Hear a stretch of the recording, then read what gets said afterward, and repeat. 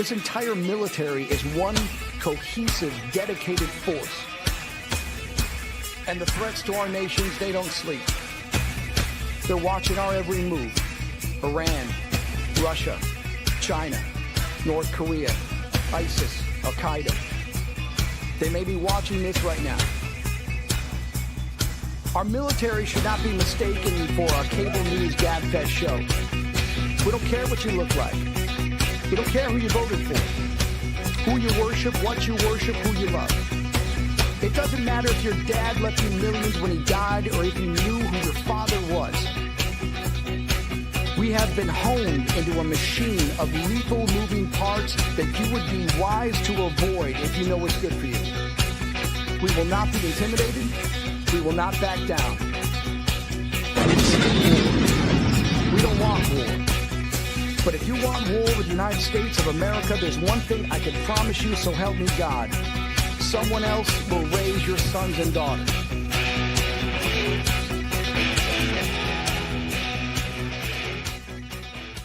Opinions expressed in this program are those of the speakers and do not necessarily reflect the views or positions of any entities they represent.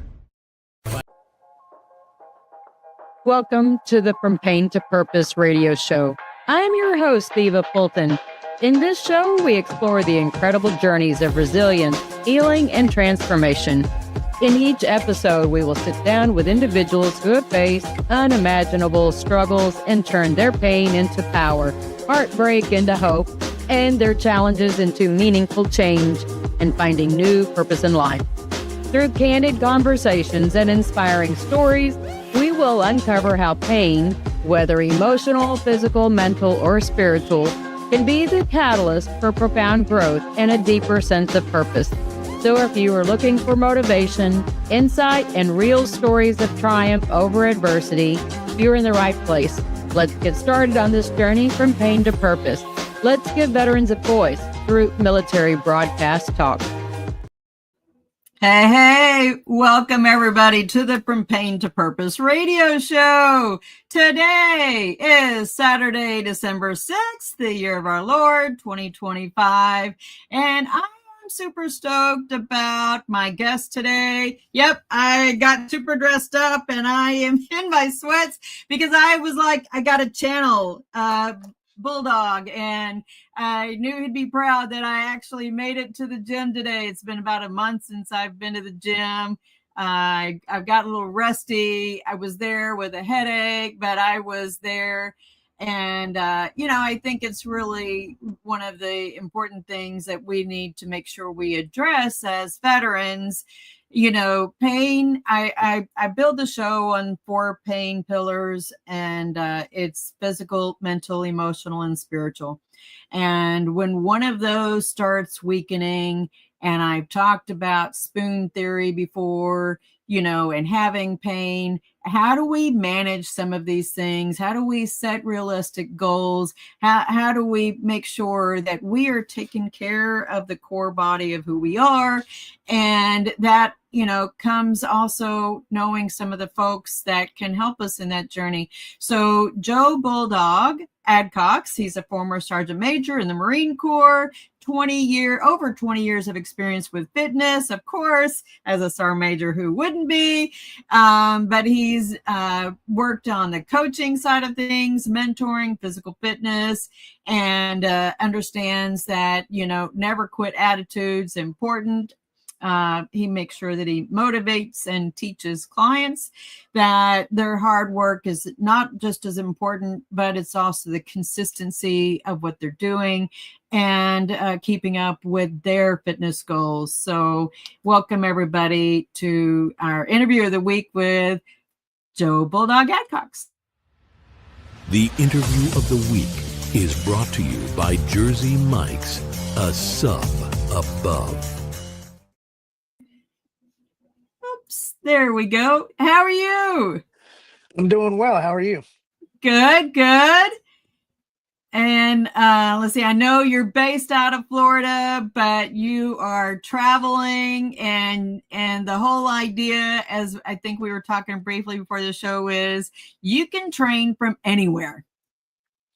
Absolutely. Yeah, absolutely. You can. It just depends on having the right plan, the consistency, things that, like you mentioned before, and just doing it. Good. All right. So, how did you decide to make this switch in fitness after you got out of the military?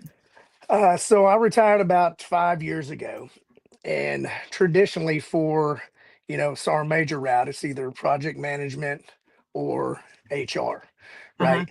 And I knew that I had the skills and things in order to do that, but it wasn't something that I was very passionate about.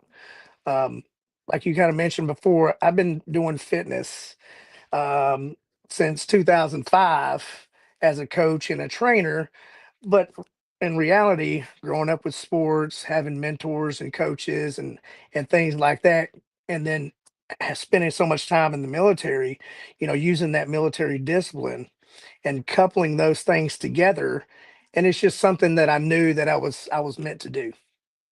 Did you see the importance of fitness as a key ingredient for folks even when they got out to leverage it not now because they had to in the military, but because they want to now? Well, the biggest thing that I noticed, because my clientele is about 98% veteran, Okay. and doesn't matter how long they stay in, whether they, did basically 4 years or did, 20 plus years, there's a piece that's missing, right? Former athletes that have had coaches and, now they're off on their own, unless they really dug in and really learned how it all works, Hmm. then it makes it very frustrating. And then that starts to stem over on the wellness side and the mental aspect of, am I good enough anymore? Am Right. I ever going to be back in my heyday? Well, Right. it just really depends on your outlook. Um, I like to look at life as being ever progressive. And we kind of Yep. discussed a little bit earlier. It's not that hard to look back 1 year and see where you're at. It Yeah. doesn't matter if, a year ago you could only do a mile walk. And now, now you can do a mile and a half walk. That is still progression. Yep. But, being a military veteran and, talking with veterans, we always gauge where we're at now based on where we were then. But we don't have the tools, the assets, we don't have the community around us. And that's what I foster. Not only with my team of coaches and I, but also the community of the other veterans when we do um, our various group calls throughout the week. And I'll Yeah. tell you that wellness aspect of, because I monitor and I have coaches in there that monitor in my app every single day. So when people log in food, we're able to kind of catch them along the way and give them guidance of, okay, let's hold off on the fat a little bit. You still got plenty of carbs and protein and calories. Um, because it's not that people necessarily overeat.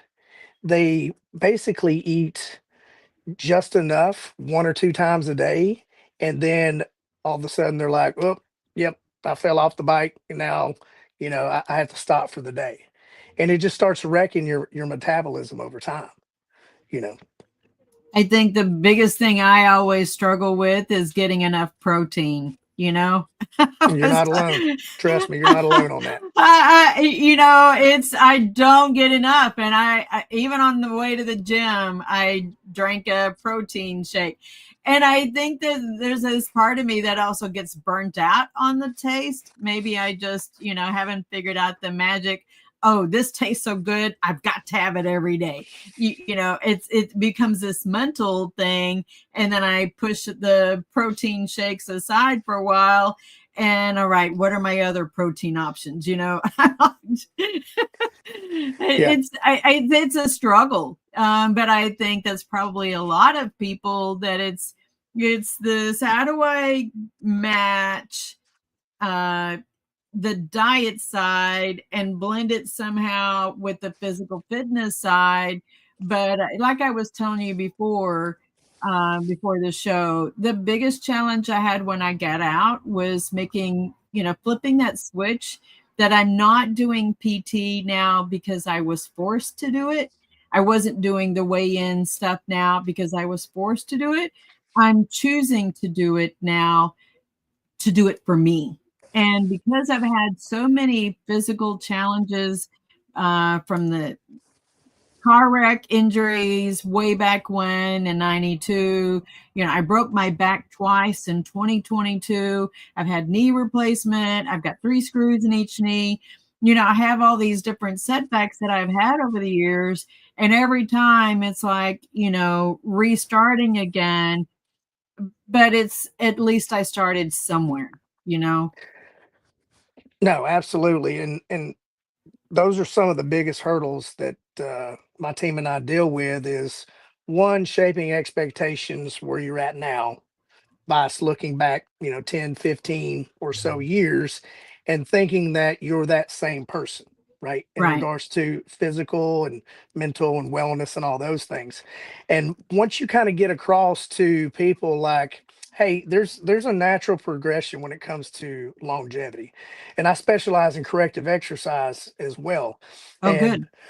what that typically means is identifying asymmetries and imbalances in the body, which a lot of times can get caused by prior injuries, um, and working around those things in order to strengthen and improve range of motion and all the aspects of the physical fitness side, because as we mentioned before, there's multiple pillars of fitness, right? But Right. specifically on the physical fitness side, it's got to be holistic in regards to recovery, strength, agility, range of motion, doing those recovery things, because just because you go to the gym or you work out or whatever the case may be, your body is going to tighten up and it's going, those muscles are going to get, they're going to get tighter over time, which causes strain on the joints. Well, if we don't do those proper recoveries with, things like cryotherapy,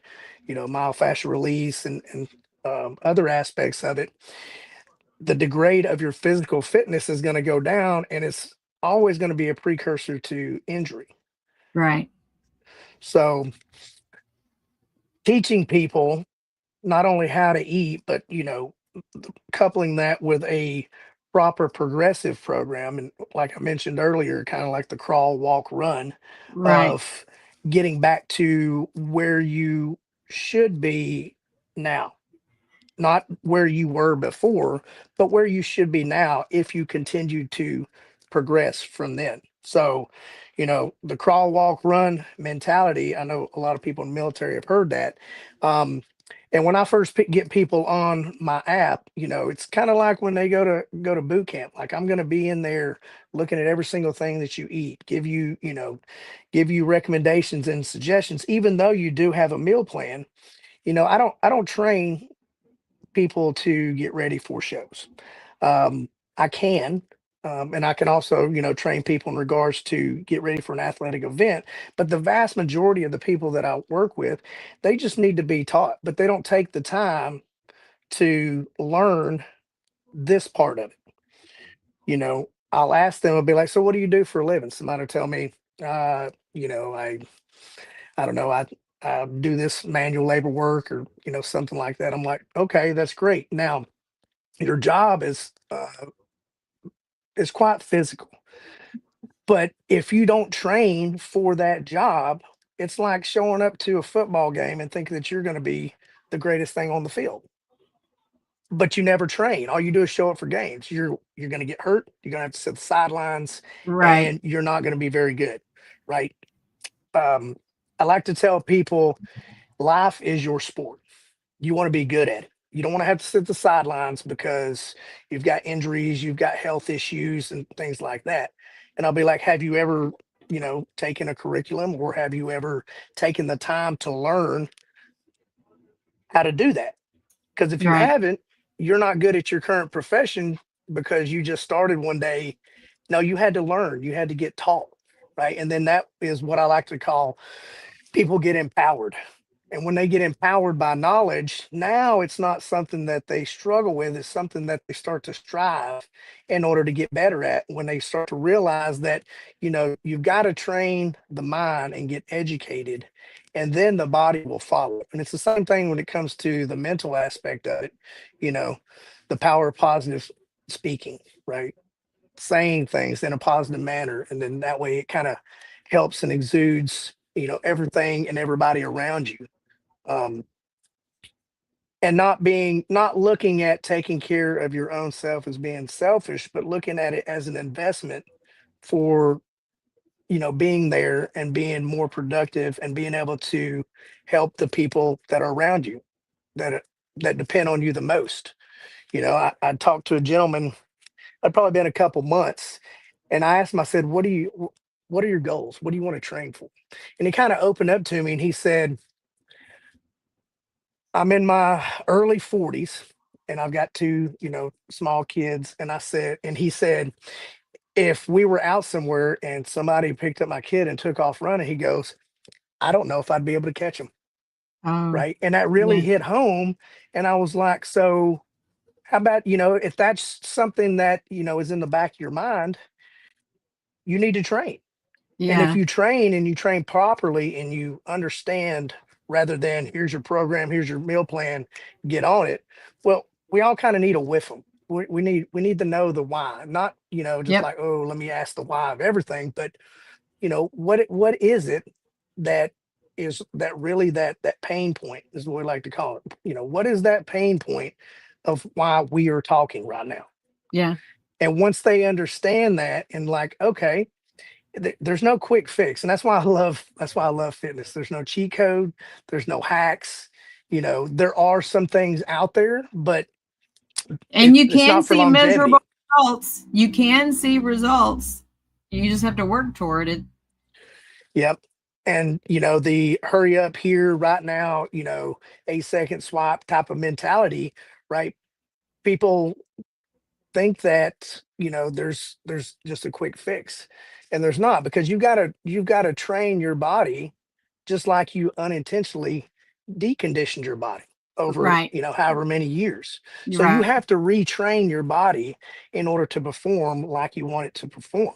And it doesn't take nearly as long as it did to get there, right? But if you just start on a regular app, up, here's your workouts, there's no real people in there, and you're just, putting things in there, that gets kind of old after a Yeah. while because you're just trying, you feel like you're by yourself. And that, having the community that I have and the group calls and having that almost internal fitness social media, you know, I have people that are now friends just because of that.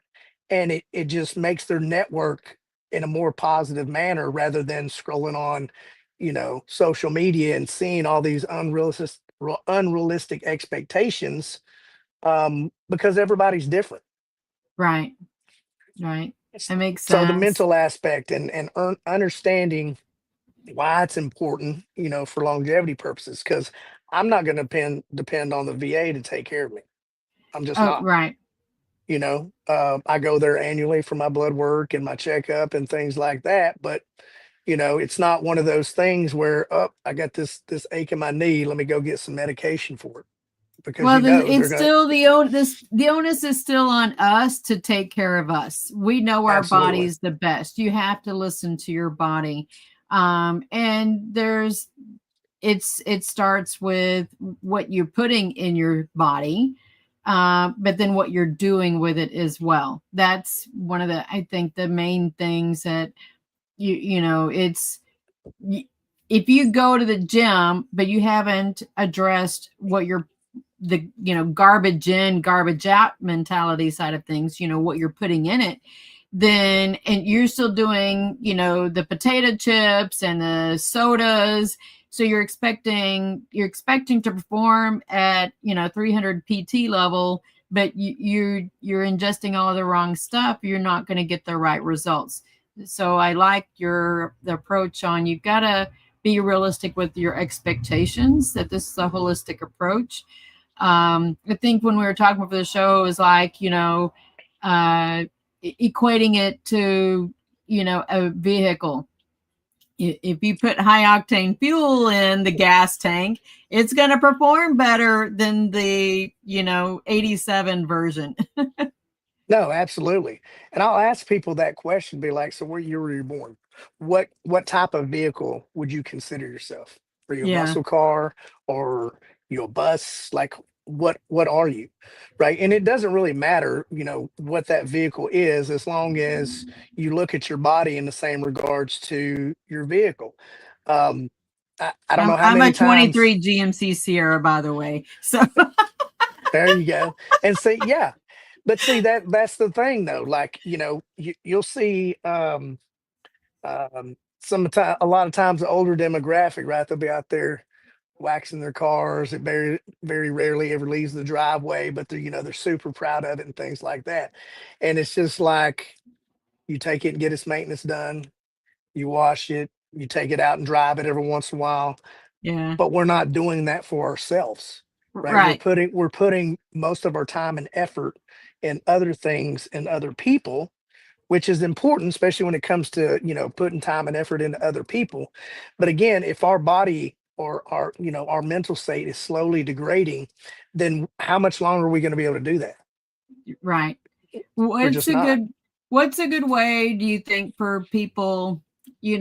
I'm not a proponent of, the New Year's resolutions. I told you that my word for the year was elevate. And I think I've been hitting all the different factors elevate this year. So I'm really proud of myself for that.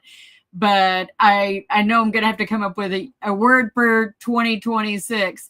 But in doing so, I think there's that stretch for folks. How do I get through the holidays with, the challenges of going to different events? And, there's lots of unhealthy food. I was having a conversation with a coworker, and the idea is they're going to cater everything.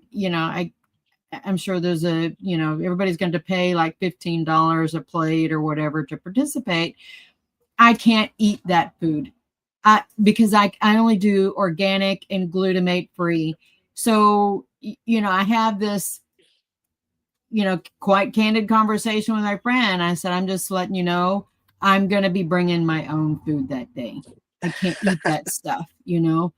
Um, and that's a choice, but it's a choice that I think is important for me, and not having the headaches or paying the consequences of eating that stuff. And so I can't let peer pressure influence that I need to eat what everybody else eats. I've got to take care of me so that I don't have the headaches. I mean, is that a fair enough approach? Or do how would you manage, talking with a client that recognize these things, and how do I manage holiday or large gatherings, with these temptations? Because that's really what it is, the temptation to go with the flow with everybody else. So, very good question. And Okay. some of the feedback that I got from my clients, and I asked specifically after the holidays, how was this holiday, being the first big one of the holiday season, being Thanksgiving, how was this year different from before? Yeah. And just like I said earlier, the knowledge, they felt Yeah. empowered. They knew by working with me before, like, hey, we don't just go anywhere. And it's supposed to, they're supposed to have food, kids' birthday parties and things like that, right? You pre it, you I guess you pregame yourself with food, and you go in there with a reasonable appetite. And so you've learned to listen to your body, and your body is it's a very well-oiled machine once Yeah. it's been taught, once you've trained it, and it will tell you exactly what it needs when it needs it. We just have to know how to listen to. Yeah. I'll blow people's minds when I tell them. I'll be like, "So when you get hungry, you get those hunger pains, right?" They're like, "Yeah," and I'm like, "So what do you do then?" Well, if I feel like I've eaten too much or whatever, I'll just ignore it. Well, that hunger pain goes away. And here's the reason why: because your body's metabolism and your basal metabolic rate are something that's structured based off of your weight. And then once you know how to listen to your body, it will tell you, you know, when to eat, when not to eat. And when you have those hunger pains, that's your warning order saying, hey, it's getting about time to eat. And if you don't feed it, that hunger pain goes away. And the reason is because it has to slow down your metabolism, start storing fat for the winter, right? Just like a bear, and it will start cannibalizing your muscle tissue. That's why you don't stay with that hunger pain forever. And, and I deal a lot with body composition. Um, and I'll have people that are thin, we're working on putting on weight. I have people that start out at a certain weight, say like 215 or something like that, and then we'll get them dropped down. And then what will happen is we'll change up their macros, and I'll usually go up a little bit in calories. And Hmm. the next thing you know, this 215 looks completely different from the 215 before Oh, because we've right. changed the composition of the Because they muscle and the lost the fat. fat and gained the muscle, and now they wear it differently. Clothes are going to fit differently too. Exactly. Yeah. Yeah, And the biggest thing to remember with that is, and what I, teach and coach is, it's all about the macronutrient spread. right. I I think I start think out, when we talked, I'm supposed to be on a 50-30-20, right? yep. But getting that 50 to 80 grams of protein is tough. It's tough. I mean, Yeah. Especially being out, right? And as people learn how to eat with me, again, they feel like they know what they're doing when they're out and about. They go to, if they haven't stopped like, somewhere like Chick-fil-A or go to an Italian restaurant or something like that. Well, if they have no clue of where they're at eating for that day, what do? We pretty much like, yeah, kind of nibble or let me get a salad or whatever. And then next thing you know, you've undereaten you have been under eating for right. so long that your body is in a constant state of stress, right? Because it's not getting fed what it needs, and it's having to compensate for it because the body will always go into survival mode, always. If um you see me at work, because I do pre-pack my breakfast and lunch by the time, so I'm leaving the house at 4:10 in the morning. I'm getting it to the office at 6 o'clock. I'm already hungry by the time I'm getting there at 6 in the morning. So I'm eating my yogurt with honey and cod liver oil. Oh, we lost him. Uh, yeah, we lost him. Hopefully he'll be right back. I know he's gonna. There he is. I'm back. Okay. So I eat that breakfast, and then by like 10:30, 11, I'm starving again. But that's usually by my biggest meal, and I have a snack afterwards before I leave, because by the time I get back to the house, it's already 6:30 and I'm in bed by 7:30. So I have to eat my main foods at work, and I'm like grazing all day long. I mean, I think it I feel funny saying that, but I've got food at my desk all day long because I can only eat a little bit at a time. I only have half of a stomach. So I'm literally grazing all day long. And I don't know. Does that sound funny that I say that? No, I mean, one of the biggest things I preach is like breakfast for most people is actually the meal that they can control the most, whether Yeah, you eat before you go to work or whatever the case may be. So setting yourself up for success with, the 50-30-20 of the macro spread, and coming out of the chute, what I like to say, about 400 or 500 calories, your body has something to work with. A right. lot of people run into, the problem that they run into is they'll eat a little bit in the morning time, and then like, yes, I'm starting off great, right? And then it doesn't match up with the physical activity. They'll be physically active throughout the day, or go work out or do their workout in the morning time, but then they'll start eating more as the day goes on. But you were physically active, and it's not matching up. Right. So it really depends on people's schedules as well, because I deal with people in all different time zones, and people that, work overnight, nurses and things like that. It's like, okay, maybe your morning is in the evening time, but it still Yeah. doesn't matter whenever you break that fast of sleeping. Um, think about it. If you sleep, we'll say what a lot of people, on average, about between 6 and 7 hours. Yeah. And then you hit 100 calories, and then here it is like, oh, it's lunchtime, it's noon.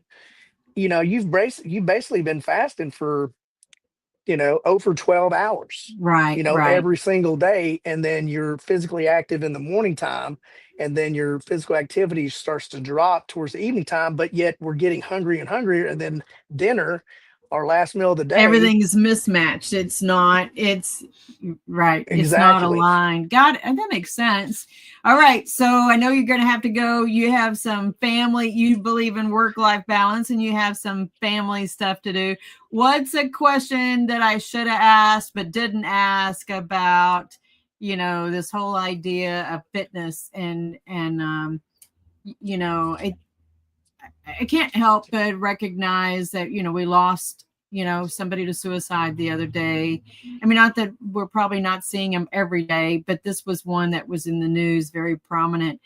And, maybe part of it is just the context of starting your day out with fitness. And, what's probably a question that we could ask, that I could ask you, that helps people reframe that a lot of the skills that and things that we learned in the military are still just as applicable in the civilian life. But because we got out, we dumped that, like we dumped our rucksack and said, I'm not picking that up again. How do we purposely pick some of things back up, because they really are who we are?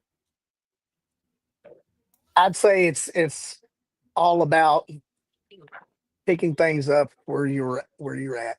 I'd say it's basically just not knowing how, because when you go through whatever boot camp, and then it's constant instruction, it's constant coaching, and then you pay attention to those things, and then boop, you flip the script. Now you're the one teaching and mentoring and coaching, right? And we kind of lose that because we don't have that anymore. We don't have those You have Marines or those somebody telling soldiers. us, nobody's in my ear yelling at me to do this, but we have to give ourselves permission and grace to now do that because it's good for us. Yeah, and I'd say probably the question that you didn't ask is, why is it that I do what I do? And Okay, why I yeah. started doing what I do. The main reason is, I kind of started it as a hobby first, because as soon as I retired, I started managing a gym, a smaller gym, and I learned the business aspect of it. The fitness industry can be very not nice sometimes, right? Looking at people as dollar signs or looking at people as a number, that didn't sit very well with me. Right. So I started doing and then not only that, but losing friends that I went to high school with, play sports with, for in their mid 40s, lower 40s, because they just kind of kept on and eating and doing the same things, and and it was unfortunately to their detriment. And then on the military side, the mind and the body are very closely related. If you don't like what you aesthetically see in the mirror, and then you start to put all your value of yourself in that, right? Because been there, done that, and now I'm not anymore. And then going through some tough times myself, especially in the first couple of years of being retired. um, that's the one constant that kept me through. And there may have been a little bit of vanity Is it? involved in that as well, but it got me to the point of, what, if this is helping me, and I have the tools, and I can teach and coach people to show them, hey, let me show you how to get to Maintenance Mountain. It's a long, treacherous journey depending on how far you've fallen in the past. But once you get up on top of Maintenance Mountain, it's really not that hard anymore, because now your body's trained, you're educated, but it's just as easy to slide down the backside of Maintenance Mountain. Right. if you're not paying attention anymore. Because I'll have people that train with me for a while, and I'll be like, all right, we don't necessarily need to track anymore. Just continue on with your workouts, now that you've learned along the way. And they will self-report and be like, you know what, I'm going to track for, a couple more days here and there. And I'm like, yes, absolutely. Because you got to put yourself in check, because inherently our bodies are very lazy. They're going Yep. to do what is the easiest route. It's our mind that we have to train in order to get the body to react and do the way that we want it to. And ultimately that's what it's all about. So, you know, taking care of people in regards to, like, hey, it's okay, your bike wobbled a little bit, but I'm right here, you're not going to fall off of it, you know what I mean? um and that part of it is very fulfilling to me, especially, because I'll train people for 3, 4, 6 months, and at the end I'll talk to them and be like, you know what, I think you're ready. I think you're ready. And they'll be like, I think I agree with you, right? And we'll talk a Yeah. little bit of why that they're ready to go off on their own, and always have an open invite to come back. But then there's some people at the end of theirs, I'll be like, all right, so I think we've made some progress, but I don't think that we're next necessarily ready to graduate yet. Yeah. Um, because some people may need a couple of semesters worth, right? In Right. order to, really learn and understand how health, fitness, and wellness all work together. And once you get the all three of those aspects jiving, then it's going to make all other aspects of your life better, especially for those ones that depend on you the most. Right. Right. Oh, I appreciate it. Folks, I have already put in there in the chat, and you can see it on the screen. You can reach him at Bulldog Fitness. Yeah. Bulldog Essential Fitness. Yep. Oh, And there you essential is go. the part, the very important part of it. Bulldog Essential Fit he's ISA certified, so read that on screen. It says Bulldog ESS Fit .issa certified trainer.com. But you can also find him out there on social media, Joe Bulldog Adcox. And I think he had told me before that y'all can go ahead and PM him, let him know that, hey, you watched the show and we sent you to him through there, so he can know where you heard about him. I think that's important to, to help establish, is this a great venue? Because I'd love to have you back on and, help. I think it's the accountability side, and trying to help people know that, as they do hit that curve at the beginning of the year, that there's help out there. And, you don't have to try to just manage your gym membership by yourself. Now, what do I do at the gym? Because that's where I struggle, is that machine is too many choices. And, anyways, so. Yeah. And, anybody can feel free to send me a message on social media, and I'll get you on a consultation call. And the biggest thing about those calls is I meet you where you're at. Yeah. So if eating's your biggest problem, and you have a pretty good workout routine, and be like, hey, then we'll just coach on the eating side, and vice Right. versa. But the main thing is just getting the word out there, and helping people, get past and be like, look, you're not done yet. You want to be able to, all the way until the day you die, with that sports car or whatever, as a body of a vessel going sideways, boom, be like, yep, I exhausted all of it. I used all of it. So, We can get um, you past the phase. Well, which way do I go? Which way do I go? Reach out to Bulldog and get you started right. So thank you so much for joining us, and hope you enjoy your good family evening. yep, I will. Thank you very much for having me, and I'll talk to you Yeah. again soon.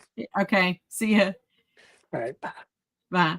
All right, folks. Thank you for staying here. And we got a heart. I'm not sure who dropped the heart, but thank you so much. So, why is it important? This health journey of mine. I think I've been pretty open about health. I have struggled over the years from a variety of different ailments. Um, you know, some of it is caused by what you see in the background. I do have Gulf War syndrome, Gulf War illness. It is a thing. I've been part of the American University study. There's a diet study that's out there. You can Google it. I think part of it's been sponsored by the VA. And that is to go organic and glutamate free. It has made a huge it has made a huge change in my health and fitness side of things. I suffer from really bad headaches. And I've had one today. I don't know what has slipped into, something that I ate in the last couple of days. My body is very sensitive and I get headaches. So I went to the gym with a headache. And why did I do that? Folks, I haven't worked out in a month.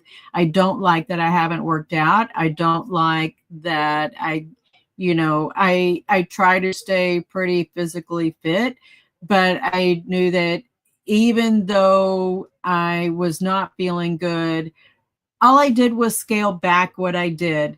And I only did a mile on the elliptical. I didn't do 2, 3, 4 miles. And that was, I did enough to help get something in.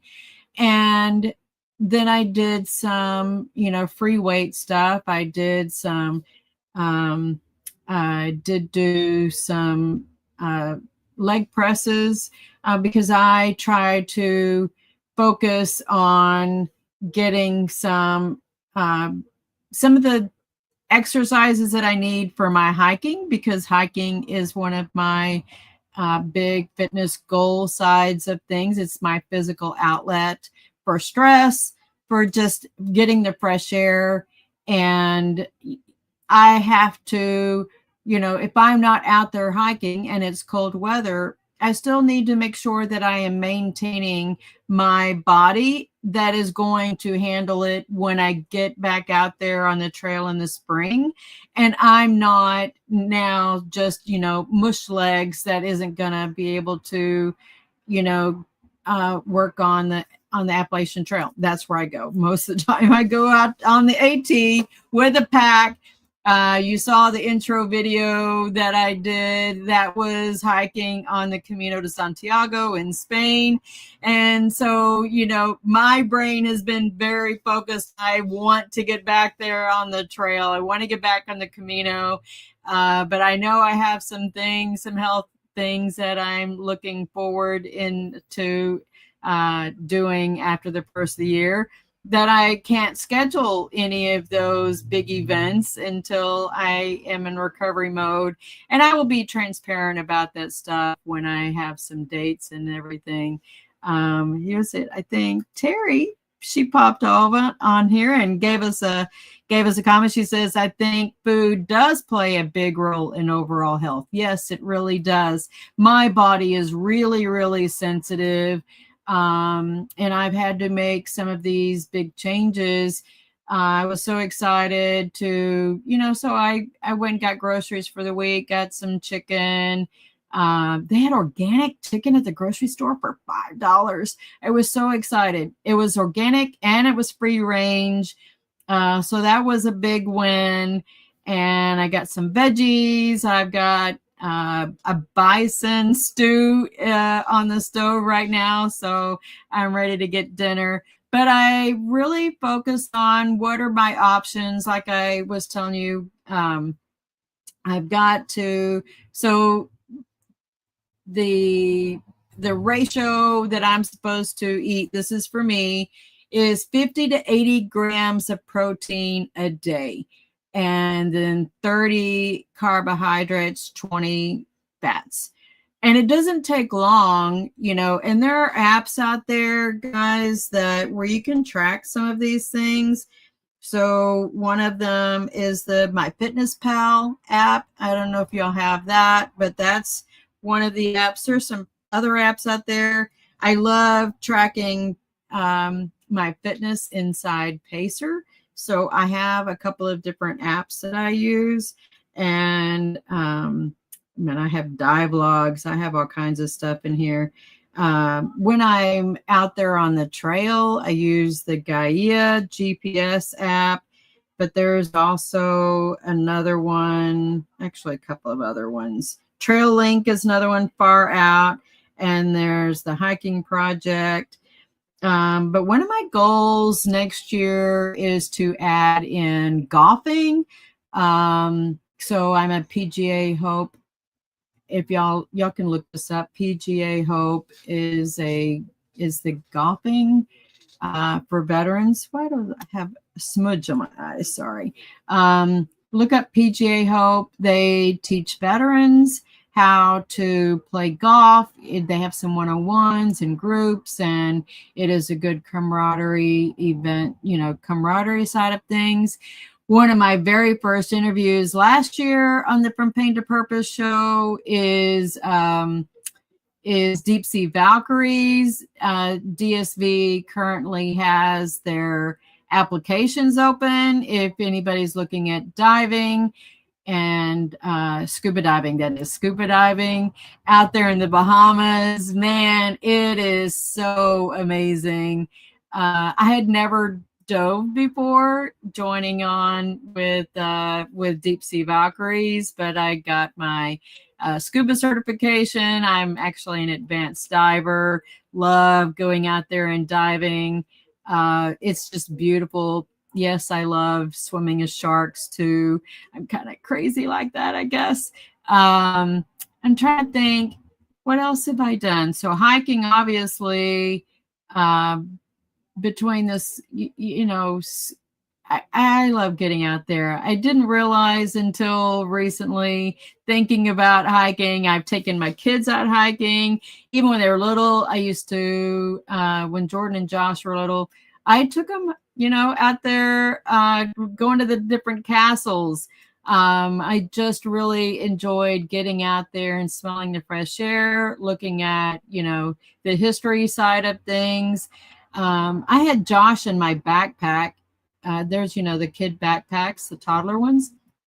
I backpacked everywhere. I even used to mow the lawn with him in the backpack when I was in Killeen. But I just am out there all the time.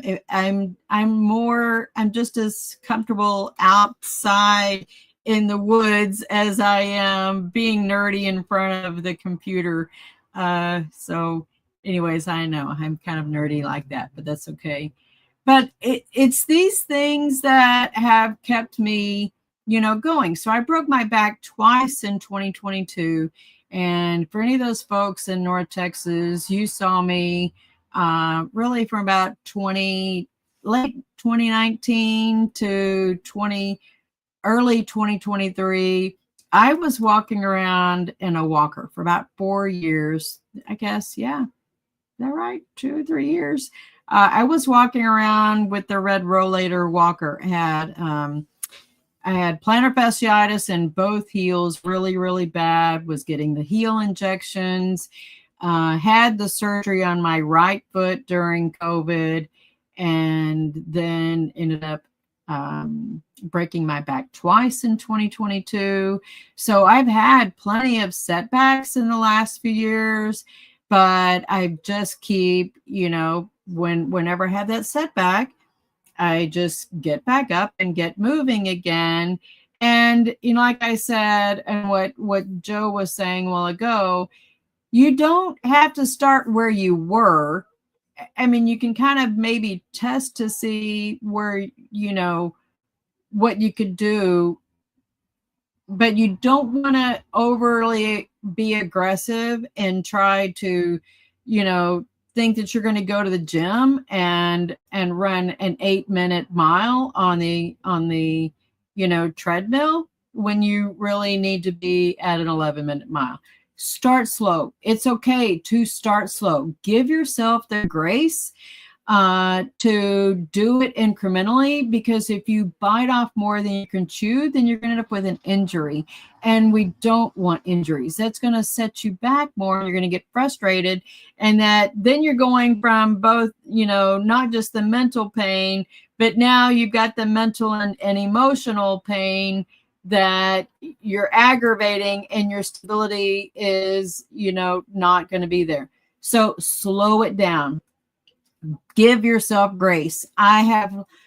It has taken me a long time to learn how to give myself grace and be disciplined, not just from the food side, but also from this physical fitness side, and making sure that, when I get out there on the trail in the spring, I can't expect that I'm going to, go up towards Pennsylvania, where all the rocks are. I'm probably gonna be nicer to myself, start at the local trails that are not quite so rocky, and then build back up over there, because I need to finish Pennsylvania, and then I can also go back and go to Virginia and start south, because I want to get more miles in. I posted the other day, I've logged over 2 million steps this year.